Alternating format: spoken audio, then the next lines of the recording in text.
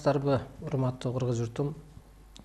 Адаттагыдай эле ушул 21-доордун өзгөчөлүгү адамзаттын ушу өсүүсү, табияттын бир сырлары, кызматы, адамдын бир жашоого жаралуу максатын ошо жеткирип, аракет кылып келем. Бүгүн дагы ушул темабыз эң башкысы биринчи байлык, ден соолук демекчи, ушу ден соолукка байланыштуу темалар жөнүндө сүйлөп өтсөм болот. Ден соолук мына азыр чындап эле жетишкен медицина, жетишкен техника айыктырса адамды, айыктырат эле, айыктыра албай атат, алы жетпей атат. Бул ааламдык мыйзам түшкөндөн кийин ушу табылма нерсенин баары мындай күчүн жоюп атат.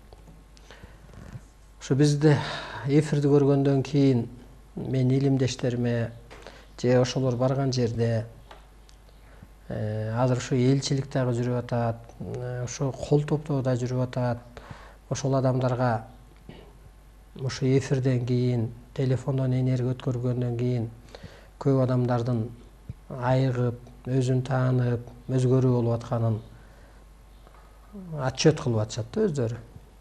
Ошондуктан урматтуу журтум, азыр эң биринчиден оору эмнеден пайда болот? Кысылуудан, кыжаалатчылыктан, пендечилик ойдон, өзүн тааныбастыктан.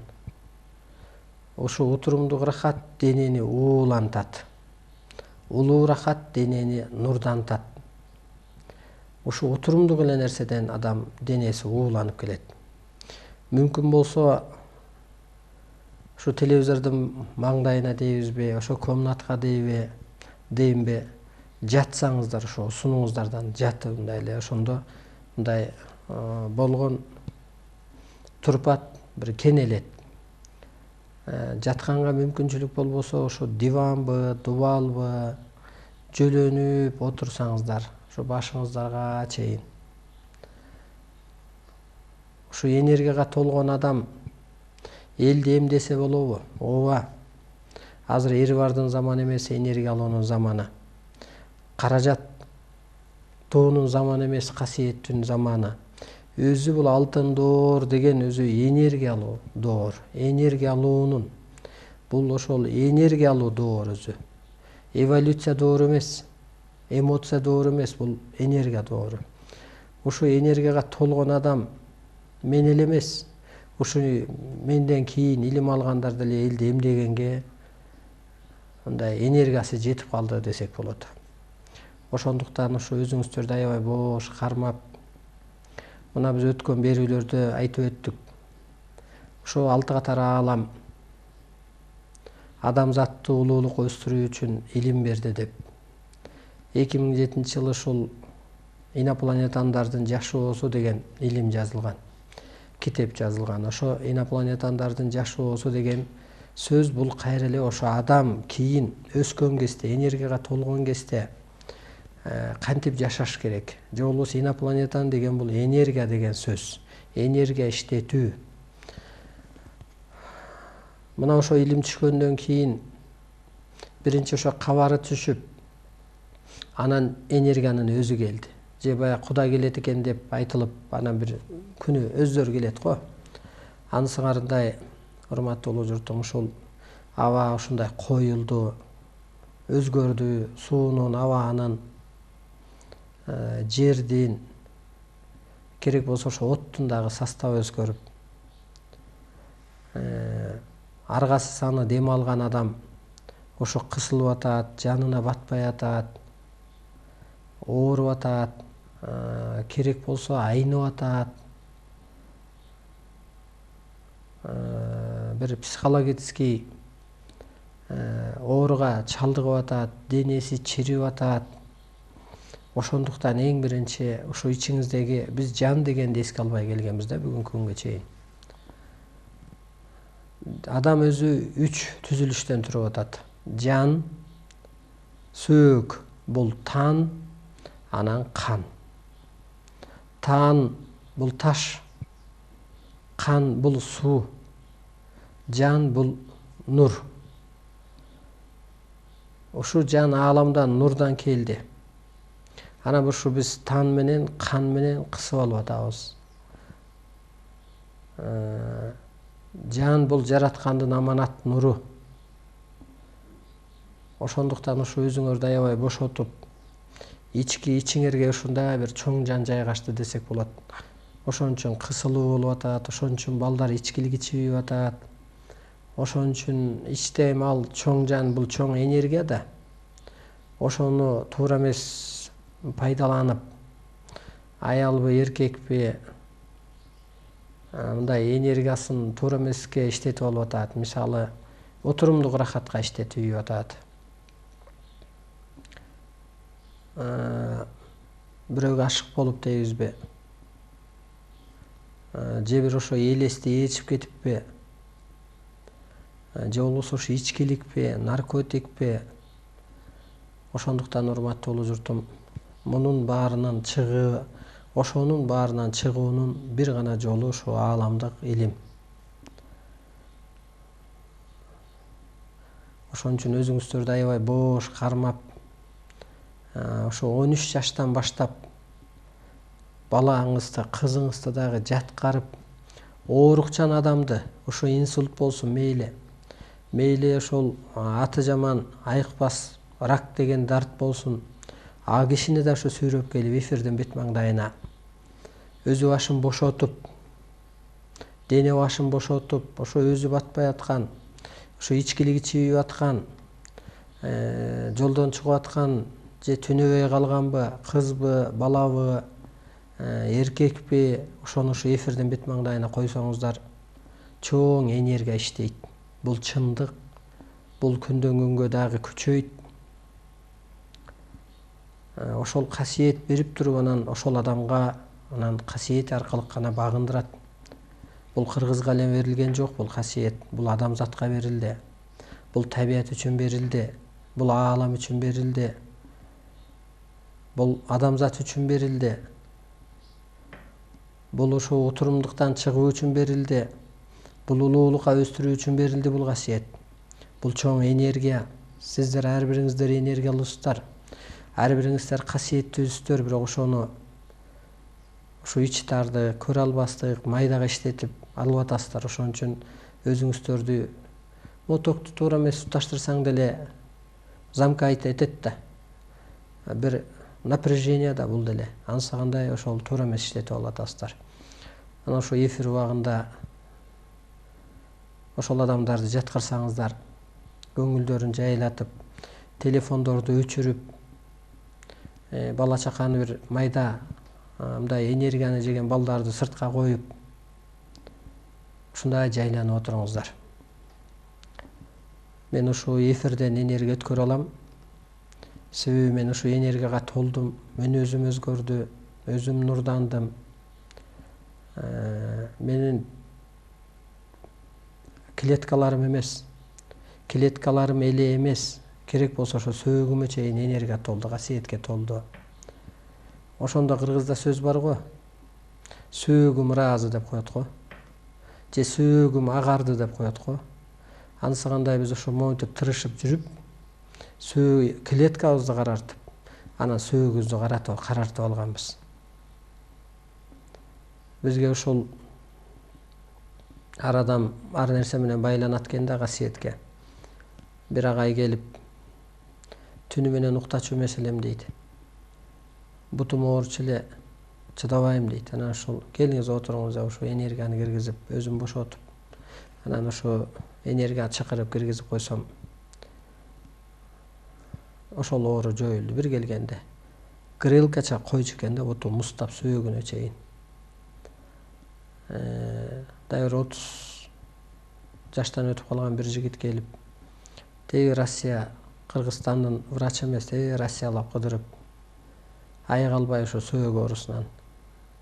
Анан ошо бир келген энергия өткөргөндө уктап, уйку деген жок экен, ал да 1,5 саат гана уктачу экен. 1,5 саат уктагандан кийин ал кыймылдабаса, сөөк менен кан кыймылдабаса катып баштайт экен да. Аны ушу 1-2-3 келгенде, 1 келгенде эле ушу уйку басып, 2 келгенде, аны ушинтип 3 келгенде айыгып кетти.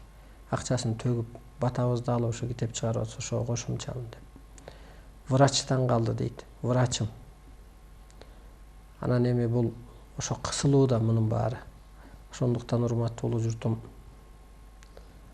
биз ушул көз караш калдырып, оору суркоону өзүбүз жаратып алып атабыз.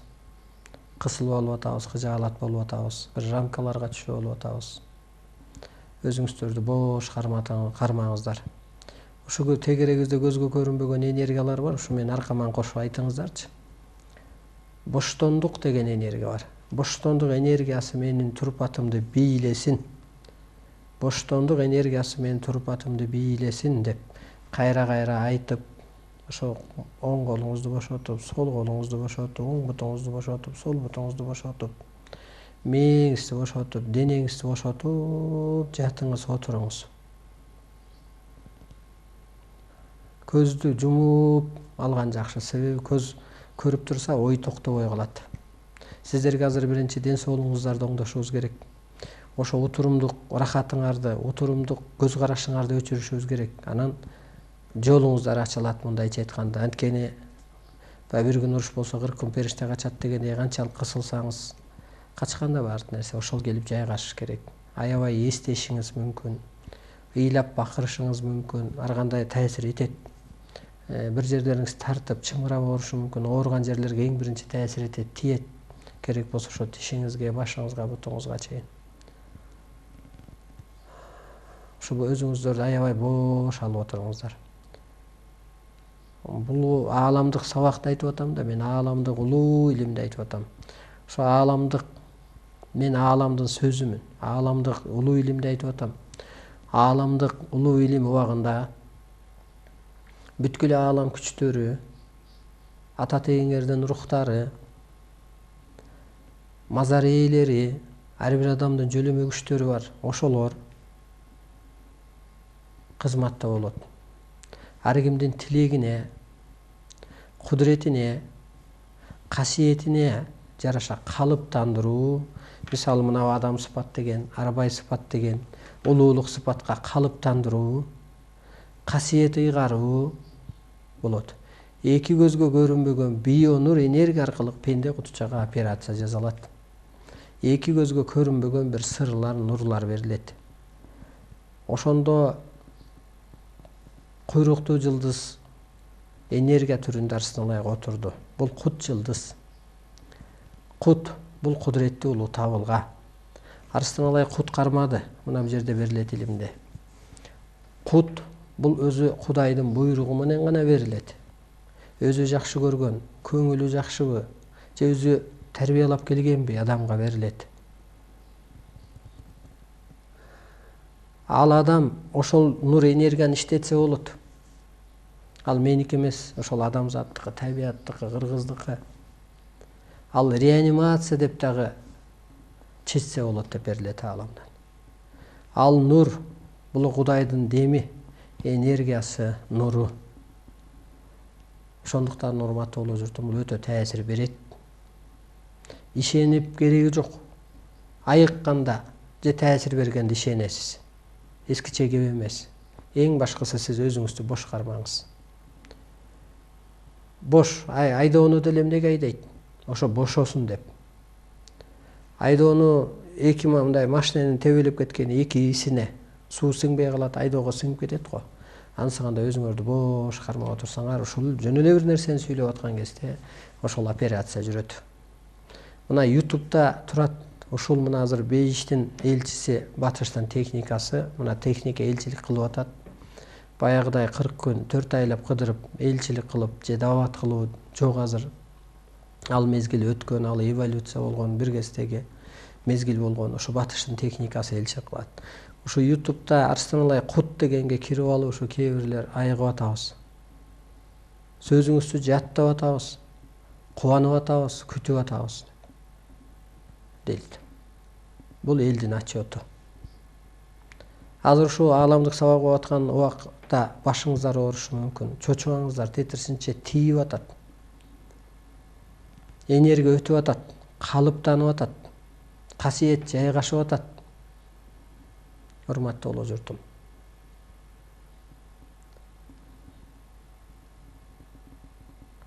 Кудай жарыгы деген китепте Кудай мынтип жаздыртып атат.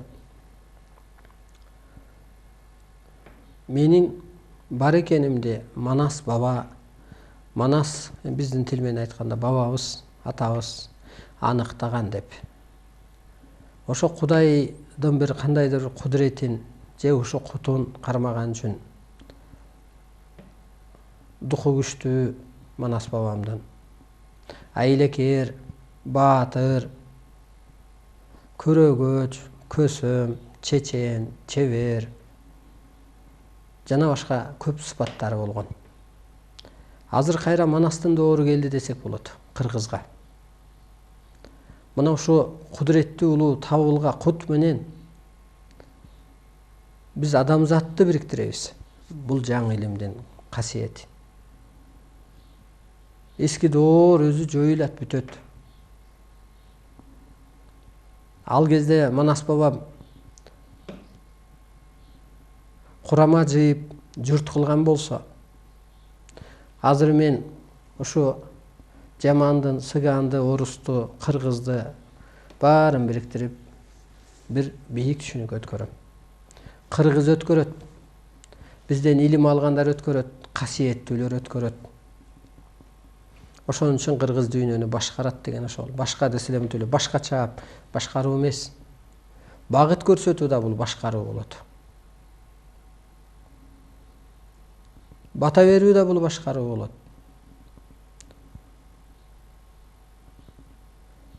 Жолун ачуу да бул башкаруу болот. Түшүн жууруп берип, жолго салуу да бул башкаруу болот. Тухун көтөрүп, бириктирүү да бул башкаруу болот. Ошентип азыр кыргыздыга бир кут келди. Бул кайтабы, кетеби бул кут кыргызга түшкөн? Жок, кетпейт. Кыргыз ушул эле кыргыз жергесиндеби? Жок. Кыргыз дүйнөгө таркап кеткен. Кыргыз Кыргызстанда эле эмес, кыргыз жергесинде эле эмес, дүйнөдө. Кантип бунун аныктамасы барбы? Аныктамасы бар. Кыргыздын уңгу сөздөрү ошон үчүн дүйнөдө көп. Жана кээ бирлер салыштырып атат го, орус тилинин көп сөзүн кыргыздыкы деп. Чет тилдердин деле көп тили кыргыздыкы деп. Мисалы керек болсо индеистердин дагы кайык деген сөзү бар экен деп, мисалга көп нерсени салыштырып жүрөт. Кыргыз эч ак эле дүйнөгө таркап кеткен, урматтуу улуу журтум. Ошолор ойгонот. Сиздер бир карама каршылыктан, пендечиликке түшүп кеткен, ошо корубуздан, көрүүбүздөн, ошол аңыбыздан чыккыча дүйнө козголуп калды. Дүйнө изденип калды. Дүйнө изилдеп калды.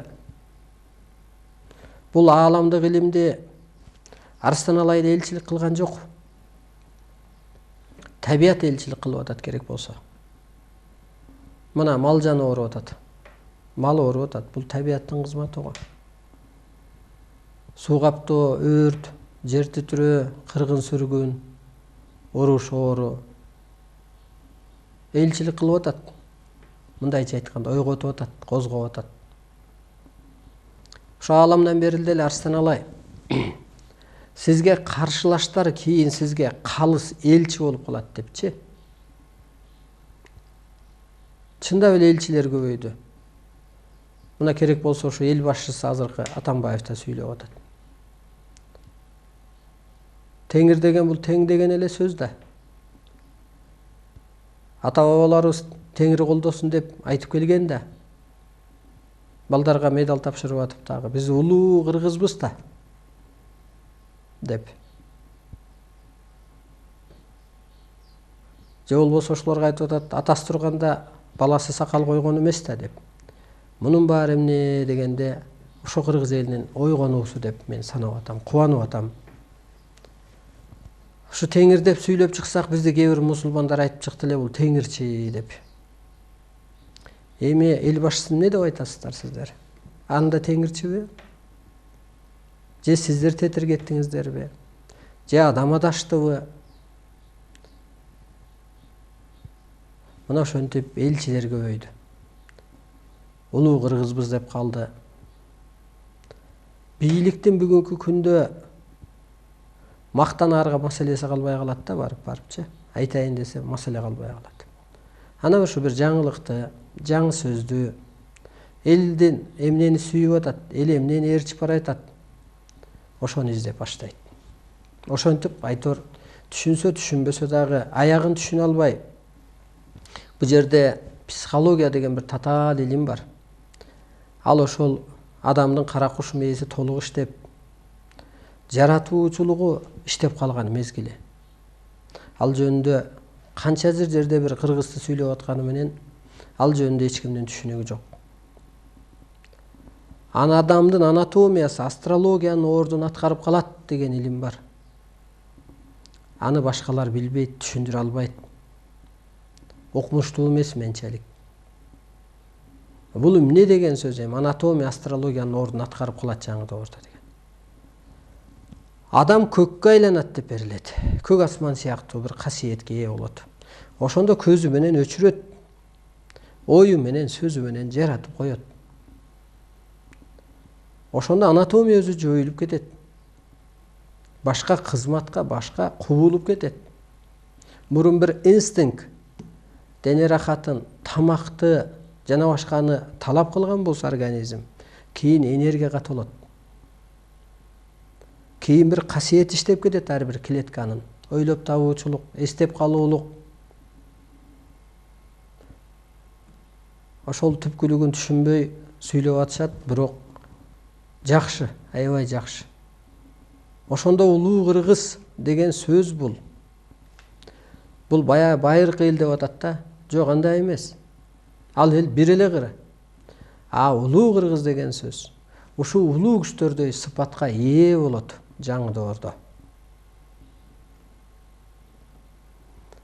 Жерде ким? Кудай. Адам Кудай эгер билсе. Эмгекчил, эсеп кысапты туура чыгарган, касиеттүү, энергиялуу, жаратуучу, ою менен, сөзү менен, же адаштыруучу, же бурмолоочу, же өзүн тааныса багыт көрсөтүүчү, кыскасы жердин Кудайы бул адам. Ошондуктан улуу кыргыз деген ошо улуу сыпатка ээ болушубуз керек, урматтуу улуу журтум. Кантип ээ болобуз ага? Табыгы илим менен гана ээ боло алабыз. Эмоция өчөт сизде. Табыгы илим алганда. Кара куш мээңиз толук иштеп баштайт. Ошондуктан мына жерде алтын доор бул кыргыздардын доору. Бул биздин доор. Баягы биздин көчөдө да КАМАЗ жүрөр болом, жакшы болор дегендей. Ааламдык алтын доор мыйзамы жеңди. Саясатчылар эскиче эч нерсени чече дагы, токтото да, башкара да албайт. Улуу кыргыз, мына мен чыныгы сөздөрдү сүйлөп атам. Чыныгы сөздөр, чыныгы күчтөр, чыныгы иштер менен гана сакталат. Азыр айбирлер ачылып атат го көп жерде. Секрет болбой калат бул доордо, ачыла берет. Улуу кыргыз отурумдук сөз сүйлөсө же максаты жеңил болсо жерине жерит, сөзү жел болот. Толгон токой батыш идеология саясатына караганда кыргыздын кырда отурган бир үй бүлөсүнүн ою бийик. Баян биздин ушул эме ордобузга, офисибизге бир аял келип Түргөлдөн. Бизди окутуп атат да ал.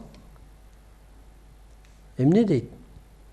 Мен мындай телевизорум же бир нерсе болсо айтат элем дейт. Эми элдин сөзү айтып коеюн.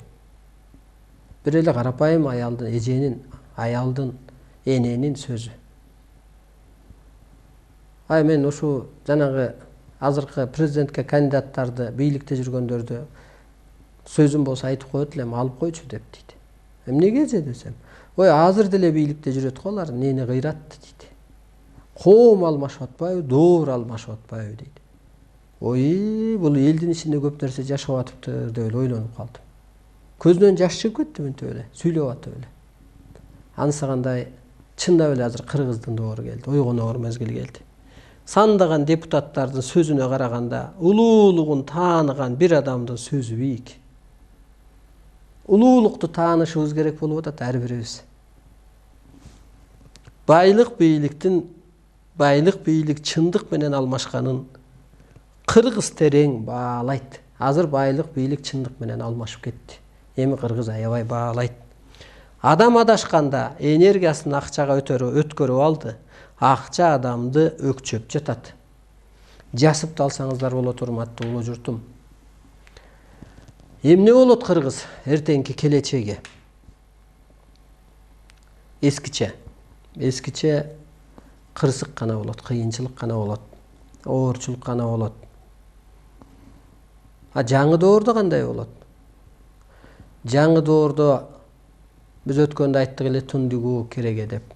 Түндүк бир адам калыптанды, ирээттеди. Эмне суроо болсо дагы түзүктөп жооп бере алат.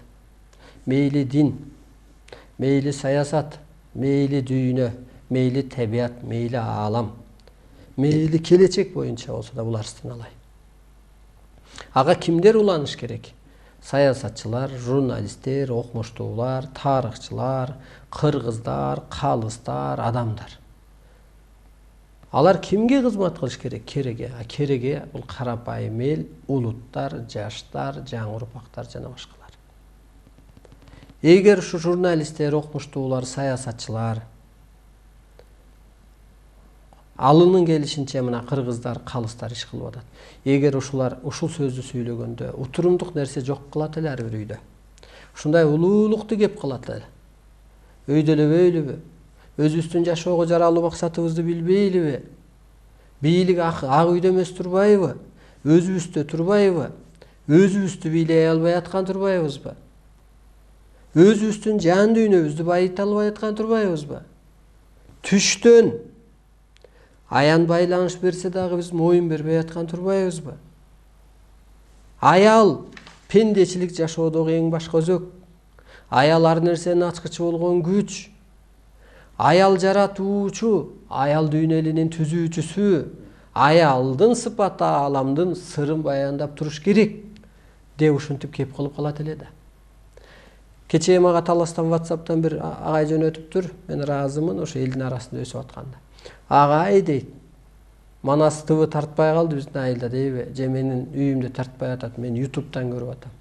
Сиздин сөздөрүңүз ар бири укканда менин мазгим майлаганга барабар болуп атат дейт. Бул жерде да так берилет. Караңызчы агайдын кандай айтып аткан. Бир жөн карапайым адам. Кантип берилет бул жерде? Таң аткандан каш карайып, түн батканга чейин эркек аялдын мактоосун, коштоосун, колдоосун, керек болсо ошо жакшы сөзүн, SMS-ин дегендей күтө берет. Эркекти мактаганда мазгилерин майлаганга барабар. Элестетиңиз, мына бул жерге майды салып алды, башын майлагандай. Жан дүйнөсү жарды эркекти жана мактаса жоокер болот, баарына жетишет. Маймылда эркекти мактаса мугалим болот. Азыр эркек эле мактоого муктажбы? Жок, азыр ар бир адам кары картаң мактоого муктаж. Себеби үмүт үзүлүп калды, духу түшүп калды. Кыргын, сүргүн, кыйынчылык. Ошон үчүн урматтуу улуу журтум, адам мына мо идеяндан чыгып, улуулук өтүп бара жатат азыр. Ошо кезде улуулук өтүп аткан кезде кадам сайын удар болуп туруп атат. Жакындан, каражаттан, жакшы көргөн адамдан, табияттан, ошол көзгө көрүнгөн бийликтен, саясатчылардан, турмуштан, ден соолуктан ал көрсө сизди бышырып атыптыр. Улуулукка өтүп баратканда кыз деле турмушка чыкса улуулук өтөт. Бирок кырсыгуу болот, кыйынчылык болот, бөтөн эл, бөлөк чөйрө, абысынын ажынын атакасы, турмуштун жетишпестиги, өйдө төмөн жашоо, көчүп жашоо мүмкүн. А бирок ошол жерде улуу маданият менен сактанса ошол жерде калат да. Ансагандай бул болуп аткан кыйынчылыктын баары сиздерди улуулукка өткөрүп атат. Ошондуктан кубаналы. Сыноодон өтүп туруп анан сыйкыр касиет иштейт де. Жолу сыноодон өткөндө адам улуулукка калыптанат. Мунун жакшы жагын көрөлү биз. Бузук элге бучук бий демекчи, ушу өзүбүз өсө албай атабыз. Өзүбүз өстүрө албай атабыз бири-бирибизди. Өзүбүз ушу улуу сыпатка калыптанып отура албай атабыз. Татаал болуп калды азыр. Бир аксакал, бир улуу кишиден барып бир сөз айтып, духун көтөрөйүн десең, барсаң башкага түшөт да. Майдаланып кетет. Ой, аксакал калбаптыр, улуу адам калбаптыр деп дагы бир ой болот. Ансагандай ошол өтө майдаланып алдык. Адамдык сыпаттан кетип калдык, урматтуу журтум. Бир кайтчу мезгил келди. Башатка кайтуу куюну жүрүп атат. Могу башатта табият мынау жер болсо бейиш болгон. Адам ушул жерге жаралганда жаратуучу болгон мынандай. Бою узун болгон, көп жашаган. Анан эки көзгө алдырып пендечиликке түштү. Мына буяка барган кезде тирүүлөй кызын көмүп калды дейбизби? Кудай дин берди. Бир улуттарга, ошол тилде, ошол элге, адамзат үчүн да берилди, чындыгында айтканда. Өсүү да бул. Бирок ал адам жөн эле пендечилик үчүн бир тизгин болду. Ошол дин, сыйын, ак жол, Кудай, анан адам адашты дагы, байлык, бийлик, утурумдук үчүн. Ошол нерсенин баары адамдын жашын азайтып, боюн кыскартты. Эми андан өтүп кайра башатка кайтуу куюну жүрүп атат. Башатка кайтышыбыз керек болуп атат, урматтуу журт. Мына ошентип менин кубанганым ошо Кудайдын кудурети менен адам ата көрүнүп, Кудайдын уруксааты менен кыргыз журтуна илим түшүп, көп адамдар ушунун түйшүгүн тартып, ондогон жылдары темаларын жазып, бир проектилерин жазып, түшүнүп-түшүнбөй, өз алдынча талкуулап, элге жеткирген болуп, андан кийин ушу Арстанлайга өткөнү ал аяндар закон болуп, ар бир адамда ушу керемет сыйкыр, ачылыш, касиет, энергия бар экен, Арстаналайда ачылуу болуп, ирет деп, мындай кармаганда ооматыбызды, кутубузду кармап калдык десек болот. Эми элге жеткирүү жеңил. Мына ушу бир жыл болуп калды Манас телевидениясынын, Манастын жаңырыгында жаңырып атат. Көп адам калыптанып атат, көп адам изилденүү болуп атат. Кээ адам ушул бир сөз болсо да жаттап калып, мындай моюн бербей баратат, өсүп баратат. Менин кубанычым ушул. Бул кыргыздын куту, кыргыздын бул ооматы. Кыргыз бүгүнкү күнгө чейин бир жолун билбей аткан, ушу 2000-жылдан баштап. Кыргыздын көзү ачылды. Ушул илим менен Арстаналай адамзаттын колуна таяк болуп, көзүн ачып, оюна жөлөк болуп, башатка жетектеп жеткирет. Мына көзүн ачып, колуңарга таяк болуп, оюңарга жөлөк болуп, башатты көздөй жетектеп келе айтам. Бул татаал. Эски бир түшүнүктөн адамды чыгарыш татаал. Көз караштан чыгарыш татаал. Утурумдуктан чыгарып улуулукка өткөрүү татаал. Балаңды деле эртерээк мындай бир бузулбай, урунбай, жакшы болуп кетсин деп какшасаң да болбойт го, бирдемеге урунуш керек, анан чоңоюш керек. Ансагандай мен үчүн дагы бул жеңил эмес. Ирээттеш, элге жеткириш, жөнөкөйлөштүрүш. Себеби бир тетир заман башталат да, эскиче мындайча айтканда. Сыйынбай сырдаш деп атсам, Кудайга сыйынба, сырдаш. Сыйкыр касиетти иштеш деп атсам. Кудайдан коркуп жашаба, коңшулаш жаша, илим ал деп атсам. бирөөлөр үчүн татаал да. Кантип мен сыйынбайм депчи. Ушу табият бейишке айланат десек, адам түшүнө албай атат. Өлүмдү адам өзү эле жаратып алган. Жаманды дагы, жакшыны да адам өзү жаратат. Масын дагы, касын да адам өзү жаратат. Чеберин дагы, чоркогун да адам өзү жаратат. Мындай психологияда болуп калганда, карыдым, болду, өлөт окшойм, ооруп атам деп эле өзүн өзү жоготуп эле ошо карып ооруп алган. Мантра кылып айтып алган да, жаратып алган. Өлүм жок эле нерсе. Ошону психологиядан чыгарып, өлбөстүккө пайдабал түптө. Ошол кыскасы элди азыр башкага өткөрүш мен үчүн татаал. Бирок бул көк асмандын закону болгондон кийин башка жолдун баары жабылды. Адам өзүн таанычу мезгил келди. Улуу кыргыз улуулугун тааныбаса, улуттарды ээрчип адашса, ар улуттун улагасында калат. Мына улуулук сыпатыбызды тааныбай атабыз. Улуу касиетибизди тааныбай атабыз. Кыргыз жаратуучу болгон. Кантип? Мисалга, бүгүнкү күндөгүдөй түрмө соттобой эле түрмөгө ортого алып касиеттүү адамдар. Кыргызда бир сөз бар го.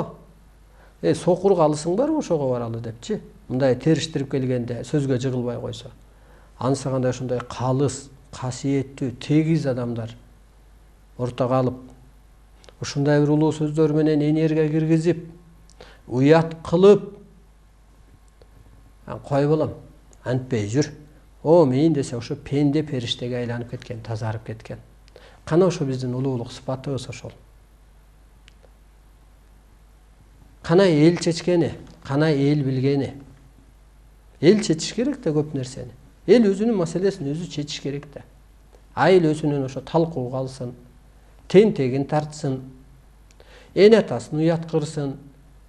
Эл ошентип иштешсе, айылдан бала жаман ишке барбайт. Эртең уят болом, элдин астында уят болом дейт.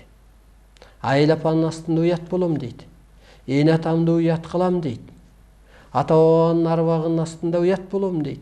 Алланын астында уят болом дейт. Улуулугун таанытса уур кылбайт ал адам. Ал коррупция кылбайт.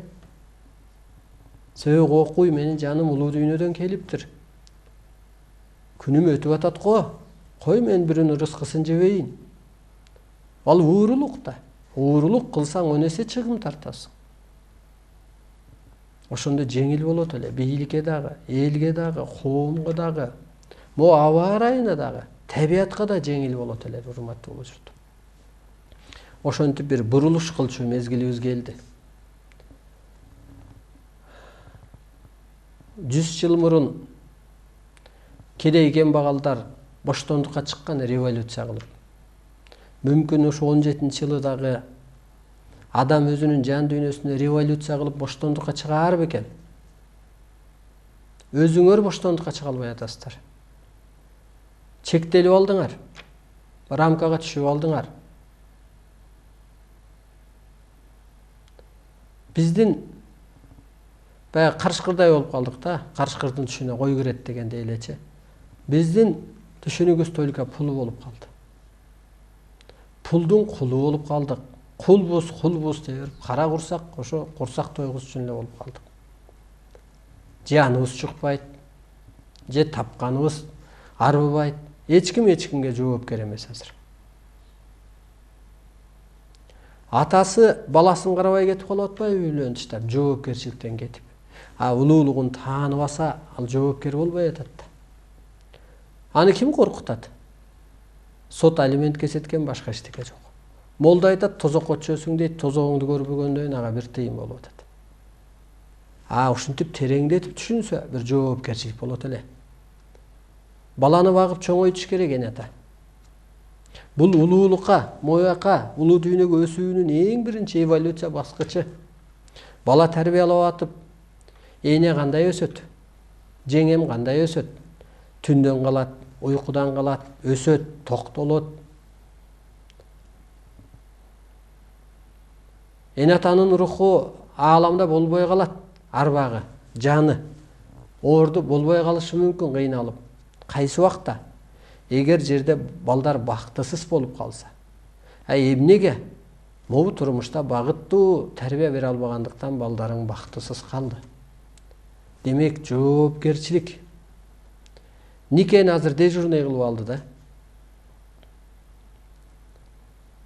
Мына мындай ойлонуп көрүңүздөр. Дин кыйратты, боткени токтотту деп атат да кээ бир адамдарчы. Жыргатып атат, мечиттерди салып атат. Эч кандай жыргалап келген жок.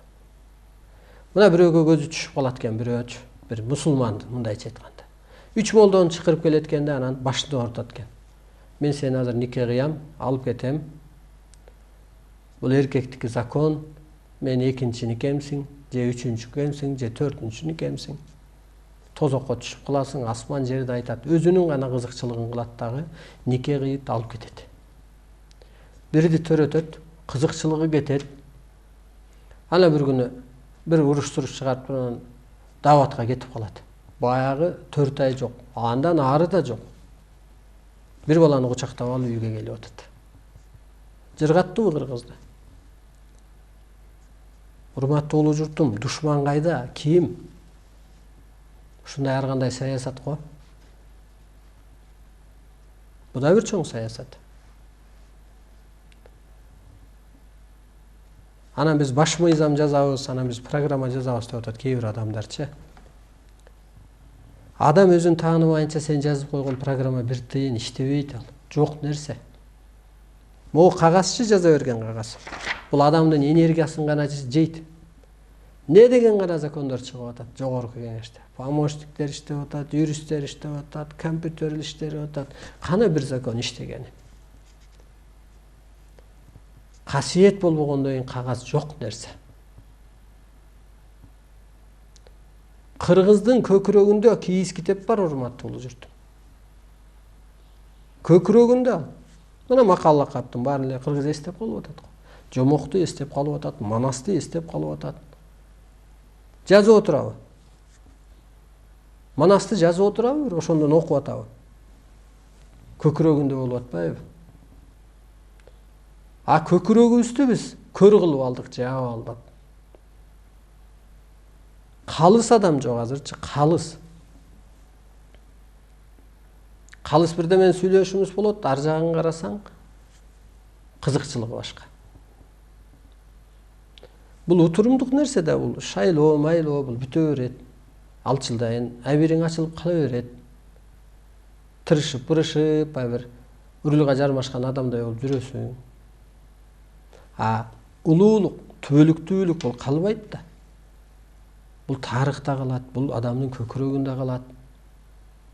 Ошон үчүн энелер, ага туугандар, өзүңүздөрдү тааныңыздар. Тааны деген эмне бул? Сиз улуусуз. Мен улуумун деп жүрүңүздөр. Мен жаратуучумун деп кайра-кайра кайталап ошо энергия иштеп берет. Кантип сиз улуусуз? Сиздин жаныңыз улуу дүйнөдөн келип атпайбы? Кайра улуу дүйнөгө кетип атпайбы? Мына азыр кор десең 2 секундта алалымга чыгат. Көрөрманыбыз бар экен, саламатсызбы? Мен жолдошум бар, азыр бирок деген дайыма эле түшүмдө күйөөгө тие берем, башка күйөөгө эле. Жакшы. Аябай жакшы түш экен бул. Эркек энергия көтөрүп жүрөт деп коет. Эркектин кийимин өйдө ал дейт. Сиз эрге тийип атасыз да. Эрге тийгениңиз ошо энергия отуруп атыптыр. Кут болсун. Ошо түшүңүз. Бул аябай жакшы түш. Күйөөгө тийип, той берип, ушинте берет азыр адам. Ал ошо энергиянын отуруп атканы. Эркек энергия көтөрүп жүрөт. Кут болсун энергияңыз. Мына урматтуу улуу журтум. Караңыз, мына эжекемдин түшүнөн берип атат, энергия отуруп атканын берип атат. Же энергияңды кабыл ал деп атат. Эми бизге кимге найразычылыгыбыз бар? Кудайгабы? Мына жазып берди. Аны жеткирүүчү Арстан Алай турат, кел. Кабыл алам. Касиетиң берейин, жеткирейин, ойготоюн, түшүңдү жооруп берейин. Кимге найразыбыз? Өзүңө өзүң душман болуп атасың. Өзүңө өзүң найразы бол. Kээ бирлери ыйлайт да, Алла мени неге жараттың белет. Ай сен өзүң жаратсың, ол өзүң жаратып атасың ушул нерсенин баарын. Көрөрманыбыз бар, саламатсызбы? Салам алейкум. Алейкум салам. Салам алейкум. Угуп атам, айта кой. Алейкум салам. Bir суроом бар эле. Айта кой. 2 жолу түш көрдүм мен, аны өлүп калып, тозокко кирген атыптырмын. 2 жолу өлүп калып, суракка кирген атыптырмын да. Жакшы. Аябай жакшы түш булчу. Бул жакының өлүп калышың мүмкүн түшүндө. Жакшы көргөн адамың, бала чакаң өлүп калышы мүмкүн, эне таң түшүңдө. Өзүң өлүп калышың, бул өтө жакшы туш. Бул өлүп тирилип атасың. Мындайча айтканда мына азыр нерв болуп туруп ана бир кезде өзүңө келесиң го. Жаралып атасың. Мына мен деле өлүп жаралгам, нечен жолу ушул эле. Эл мазактады, бирөөлөр күлдү. Өлүм да мен үчүн кыйын болду. Түшүндүрө албай атамбы дедим. Өлүп жаралдым да, бирок моюн берген жокмун. Ошол сыяктуу эле өлүп жаралып атабыз. Аябай жакшы түш. Өлүп жаралып деген түшүндүңүзбү? Мындай нерв болуп, анан кайра ушу бир кыйынчылыктан кийин анан кайра өзүңө келип, ой кой, ушуга да майдаланамбы деп, ошо сизди жаратып атыптыр, кысып. Мына урматтуу журтум, кимге найразыңар бар? Келиңиздер, мен ушу дин боюнча айтып берейин. Бүгүнкү күнгө чейин пенделер чоокунган менткен. Мына менткен жана башка диндер. Ошол убакыттагы эволюциянын деңгээлине жарактуу болгон. Кудай ошо пайгамбарларга өзүнүн купуя сырын, акырет жүзүн, адамзаттын жашоо жол жобосун өтө кыскаң сезимден эң төмөнкү түбүн менен түшүнүп берген. Караңыз, ал өткөн чак. Көрөрманыбыз бар экен, саламатсызбы?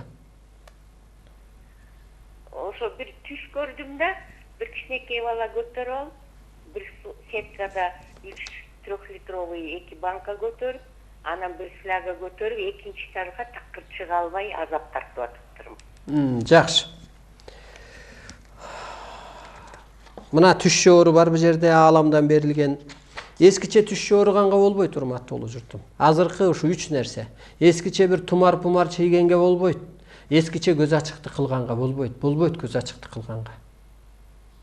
Анысыгандай ошо эскиче түш жооруганга болбойт. Мурун наристе көрсө муну оору дечи. Азыр болсо наристе. Бул өзүң кайра жаралып атасың дейт. Жан дүйнөң өсүп атат. Ушу эфирде өсүппү же изилдениппи же урунуп бериниппи? Наристе көтөрүп аткан ушу өзүңдүн кайра жаралып атканың экен. Наристедей көз карашка өт. Мына балдар күлүп жайнап жүрөр, таарынбайт. Жан дүйнөсү кирдебейт.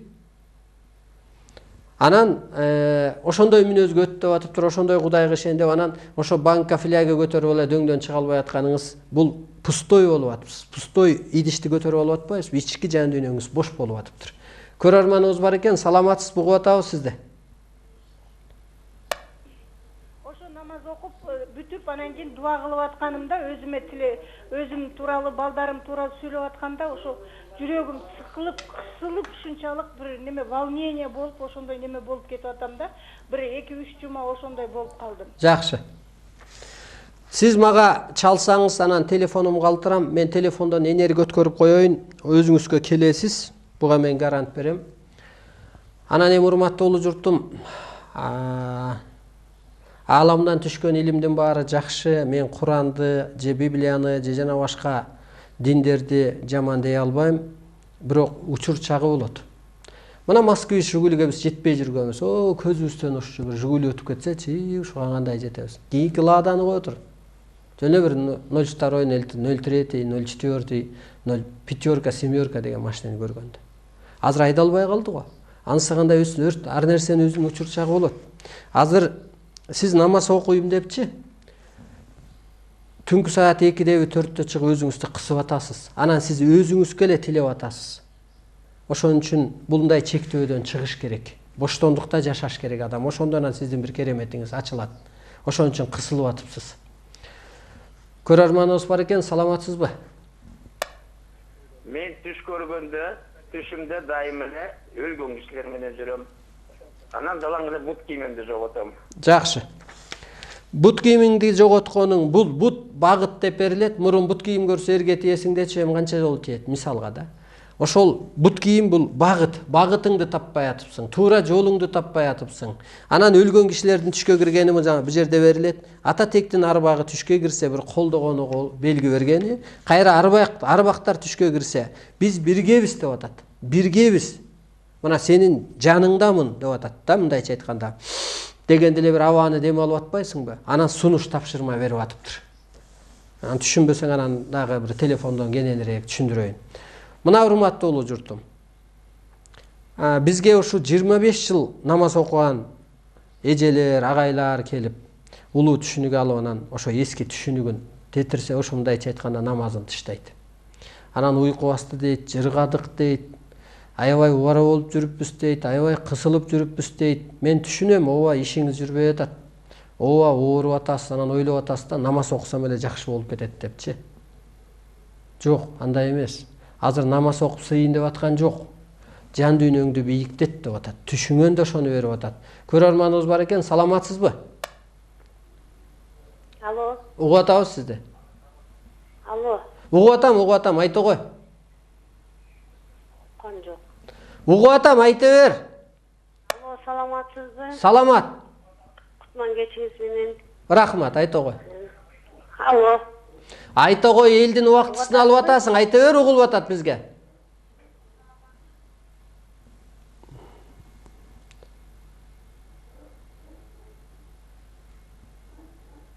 Макул, алыстап кетти окшойт.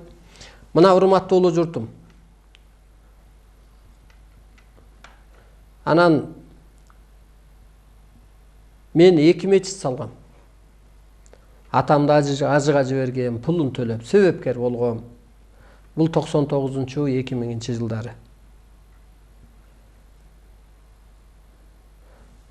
Бирок намаз окугам, 5 убак намаз. 5 убак эмес, намаз жумага барчумун. Азыр барбайм, намаз окубайм. Себеби мен чектелгим келбейт. Ал жерде эмне болуп атат? Бөлүп атат да. Бул жерде азыр дүйнө биргет болуп атат.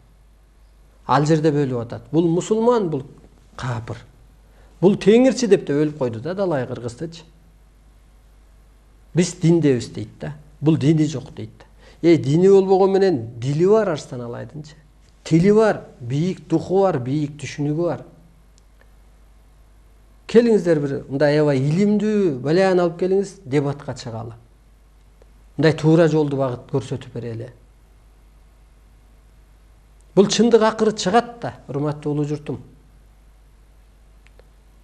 Биз бирөөгө таңуулаган жокпуз, үймөй кыдырган жокпуз. Жалпылап айтып коюп атабыз. Себеби азыр адамзаттын аң сезими өтө бийиктеп кетти. Улуу сөз, мына чыныгы сөздөр менен сакталат деп турат кыргыз. Чыныгы сөздөр, чыныгы иштер, чыныгы күчтөр менен. Көрөрманыбыз бар экен, саламатсызбы? Жакшысын кагылайын, Арстанбек балам. Жакшы. Айта кой, угуп атам эжеке. Жакшысын кагылайын. Жакшы алтыным, жакшы. Мен телевизордон жакшы тааный албай азыр таанытам. Биринчиден ошо сага ден соолук. Азыр эми чоң жолго чыгып атырсың, ошо жолуң ийгилик болсун. Мен суроо берейин дегеним бул мына намаз окуп аткан убакта, мисалы үчүн бир бала неберең же бирөө келип калат де, мен караган кишимин. Алаксытып аркаңа келип туруп калат. Ошондо ошол убакта намаз бузулабы, бузулбайбы? Жакшы. Эжеке, ушул жөнүндө сөз болуп атат. Намазыңызды окусаңыздар, окуй бериңиздер. Бирок төлгө белгини чыгарыңызчы. Мына сиз намаз окуп атсаңыз, бирөө келип тартып атат. Бир периште, ал кенедей небере да. Демек окуа деп аткан жокпу? Мына ошо бизде эжелер, сабак алган эжелер айтат. Кечке жумушта жүрүп, балекет намазыбыз калып калды деп 2 саат жөн эле бир убара, 1 саат бир убара болуп эле ошо намаз окучу элек дейт. Анан убактыңыз болсо, ошол жан дүйнөңүзгө жакса окуй бериңиз. Жан дүйнөңүзгө жакпаса, мисалы мен окубайм. Мен молдо эмесмин. Мен жаңыча ошо Кудайдын илимин адамзатка жеткирген адаммын. Тетирсинче ошол чектөөдөн чык деп атам адамды. Себеби боштондукка ээ болбой калып атат ал адамчы. Чектөөдө калып калып атат. Мындай эле бир рамкага түшүп алып атат. Аларга эмне экен керек болсо саясат болбойт. медицинага баланы эмдеткенге болбойт деген түшүнүккө барып атат да. Анан сиздин тилегиңиз жеткен жок. Эмнеге? Кудай бул жерде Кудай жарыгы деген китепте мынтип берет. Сен суранып атасың дейт. Тиленип атасың. Мен угуп атам. Мен тилегиңди орундатайын десем сага кирбей атат дейт. Эмнеге дегенде кара ой каптап алган адамды. Жан дүйнөсү өскөн жок. Жардамыңды берейин деп атам деп Кудай жарыгы деген адеми деген жазган 14-жылы чыкты Кудай жарыгы. Ошентип атат. Так берилип турат. А Кудай сырын ачып бердиби? Ачып берди. Себеби адам өсүптү. Бир мезгили жетти. Анан биринчи сиздер жан дүйнөңүздөрдү өзгөртүңүздөр. Кантип өзгөртөсүздөр? Мен ошону айтайынчы, кантип пейилди оңдош керек, кантип жан дүйнөнү өзгөртүш керек. Сиздер мындай көрүңүздөр. Кудай сыганды да жараткан, орусту да жараткан, улуттарды жараткан, кыргызды да жараткан, сууну, ташты, көзгө көрүнбөгөнүн айтпай эле коелу, көрүнгөн нерсени Кудай жараткан. Демек бир бүтүмдүк деп карасаңыздар ошондо жан дүйнөңүздөр өзгөрөт. Сиз жаман деген адам бар го? Ал жаман эмес, ал жан дүйнөсү жабыркап калган адам ал. Жан дүйнөсү жарды болуп калган, байгедей деген сыяктуу. Жан дүйнөсү байыбай жарды болуп калган. Сиз ошону бирдей карасаңыз, бул жаман эмес. Жерде жаман дебе дейт адамды. Себеби анын да рухунун, сенин да рухуңа ааламда орду бар, ошого карап мамиле кыл. Сен өстүр андан көрөк ошонучу өйдөлөт. Ал мейли сыган болсун, мейли байкуш силер түшүнгөндөй теңирчи болсун, мейли кошуна болсун, мейли кудасы өк болсун. Өстүр. Ошондон сиз окуй. Жаратылышты булгабашым керек турбайбы? Себеби бул Кудайдын жараткан жан дүйнөсүнүн көркөм чыгармасы турган дегенден табиятка маани берип каласыз. Ой, могу адамдын да көңүлүн оорутпайын. Себеби бул Кудайдын жараткан адамынын жан дүйнөсүн булгасам, мен Кудайдын жан дүйнөсүн булгап атпайынбы, көңүлүн оорутуп атпайынбы деп. Улуу кыргыз эми ошентип ойгонуңуздар, улуу сыпатка калыптаныңыздар. Керек болсо ушу таңка жуук жанагы айтылып аткан осондоп шаар жергесинде, көпчүлүк жашаган жерде, больницанын тегерегинде керек болсо айтылып аткан асан деле бул өзү туура эмес. Капа болбоңуздар. Адамдын жан дүйнөсүн бусуп атат, ойготуп атат, козгоп атат. Кыйкыр оозуң менен алың келген жерге. Керек болсо оюң менен бирөөнү оңдоп койсоң болот деп берилет. Оюң менен эле. Оюң менен, оозуң менен эмес керек болсо. Ошон үчүн сиздер бирөөнү аяңыздар. Биз мечиттиге Усенбаева Жибек жолдо жашайбыз, ошол жерде чоң мечит бар. Кээде өтүп баратсаң, жолду тороп салган, урган бойдон кечки намазга кирип кеткен. Бир 10-15 мүнөт күтүп турасың. Туруп алып кайра аркасы менен берет. Өткөрүп койбойсуң. Өлүп баратасың баке дейт. Сен ошол жерге машина жолду тороп коюп окуган намазың кабыл болдубу? Агайым, тууганым. Келчи жан дүйнөнү өстүрөлү. Улуу кыргыз болсоң, анан ошондо билесиң, саясаттын ордун, байлык бийликтин ордун, медицинанын ордун, диндин ордун бир рамкага эле кирип алып атпайсыздарбы сиздер? Саясаттын кереги жок, ушул эле туура деп. Медицинанын кереги жок, ушул эле туура. Адамзаттын урбайт бизге эле туура деп бир рамкага кирип алып атпайсыздарбы? Мына, урматтуу улуу журтум, бүгүн ушул кыргызга түшкөн бир кут жөнүндө, кыргызга түшкөн бир керемет жөнүндө, ошо кыргызга түшкөн бир энергия аркылуу адамзатты ойготсо болот, оорудан арылтса болот. Ошо боштондук, унчукпастык, улуулук жөнүндө бир сөз кылып өттүк. Эми элчи менен ырчыга өлүм жок деп коет го. Эмнеге деп ойлосоңуз, бул биринчиден бул Кудайдын сөзүн сүйлөп атат. Элге жаңылык киргизип атат. Улуулукка калыптандырып атат. Аны камаганга, атканга укугу жок. Себеби аны соттосо дейт. Мындай мазактаса дейт. Элге бийликке сот жүрөт, кырсык болот дейт. Карасаңыз, бир эле адамды, ыйык адамды, касиеттүү адамды ошо соттоп же мазактаганда элге бийликке сот жүрөт. Эл кырсыктайт. Мына Бүбү Майрам апаны сотко берди эле. Не деген кыргын сүргүн болду. Анда Жайсан атаны бербейсиңерби? Мисалга. Көрдүңүзбү? Ал бир заказ менен иштелген. Экинчиден, бул Кудайдын көзөмөлүндөгү адам. Жол берилбейт, өзү эле адам эчтеке кыла албайт жердеги акылы менен. Ошондуктан урматтуу улуу журтум, сиздер дагы мен эле эмес, сиздер да касиеттүүсүздөр. Сиздерди да ошол Кудай колдосун. Ошо улуулук сыпатыңар колдосун. Эртең улуттарга бир багыт көрсөтүңүздөр. Батаңыздарды бериңиздер. Ошо улуулук касиет сыпатыңыздарга калыптанып, утушуңуздарды алып, ооматыңарды оодарып алыңыздар. Бизге бөлүнгөн убакыт байыды. Ушул жуманын 4-чү, ар жуманын ушу 1-4-чү күнү кечки саат 7-де жолукканча сак саламатта туруңуздар. Лебединовкада 2-4-6 базар күнү сабак өтөбүз. Андан сырткары менин WhatsApp номерим 706 988 188. Суроолор болсо жооп кылабыз. Андан сырткары ошол YouTube'дан Кут Арстаналай Кут деп ушу берүүлөрдү көрсөңүздөр болот. Жан дүйнөңүздөрдө ачылыш, жан дүйнөңүздөрдө бир жаңылык болсун.